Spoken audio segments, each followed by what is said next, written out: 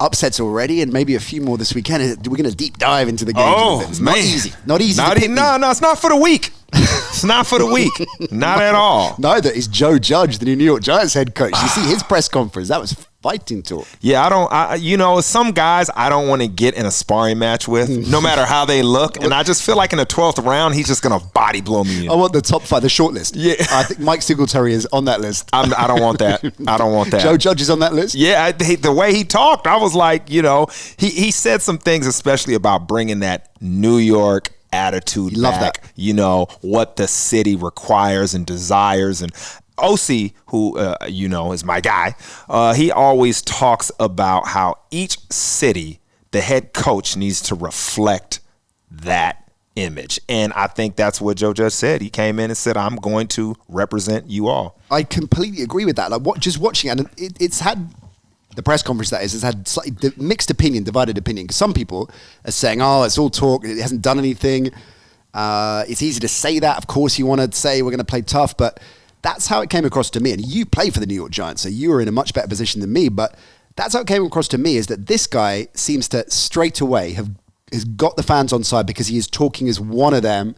He is bringing them all together. And I thought from an opening gambit perspective, it was as impressive as it could be.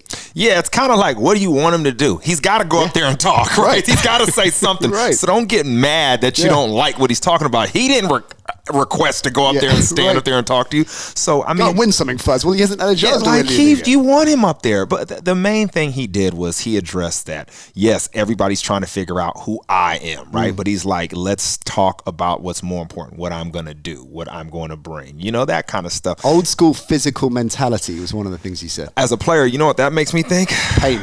Practice is going to be tough. So what are the players thinking about this now? Are they like, oh, God? When I hear that, we're hitting in training camp.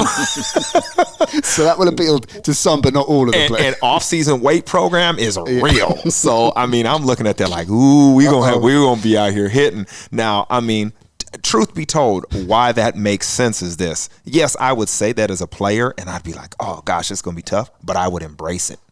I would embrace it. I would take the challenge, and I would become and be moldable into the product that this coach wanted to implement as far as his culture. Is he the right choice? And I know it's difficult to call that. Everything we just said, he hasn't had a chance to do much at all, but he wasn't the obvious choice. He certainly wasn't a coordinator that was getting a huge amount of buzz, but his heritage can't be denied. I mean, the fact he's come from the Patriots dynasty, but also special teams, which is such an integral part of Bill Belichick's coaching plan, that's got to bode well. Yeah, I think that, first of all, he's been under Saban, right? Arguably the best coach in college football, and Belichick. So he understands how to be a CEO of a team from two different perspectives. That helps. But I think you hit the nail on the head when you talk about special teams. Now, I know you love special teams, Jay. Yeah, I'm special teams biased, but when you understand the dynamics of a team, a lot of time offense or defensive guys are used to just talking and working with those guys, right? When you're a special teams coach, you've worked with every position group. So you understand the mentality of all these different players. You know how to talk to them. You know what's important in their position. So if I'm a special teams guy and I'm a running back, you understand, like, yeah, you're my guy, but you still got to be a good running back, and you still got to make this team as a running back. So you understand what skill sets are needed. You talk to him about that. You go and say, hey, man, you need to improve this or you need to do that. So he's done that with every position group on the field.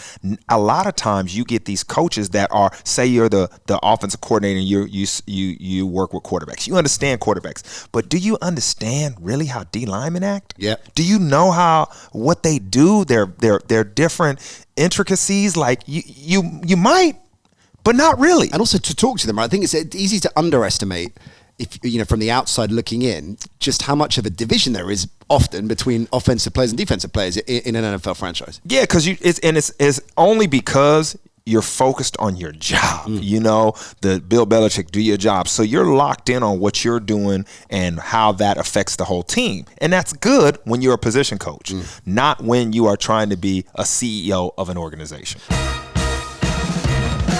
Hope you enjoyed the Nat Coombs Show presented by Paddy Power Fantasy. There's plenty more where that came from. Just click subscribe to ESPN UK and you won't miss a trick.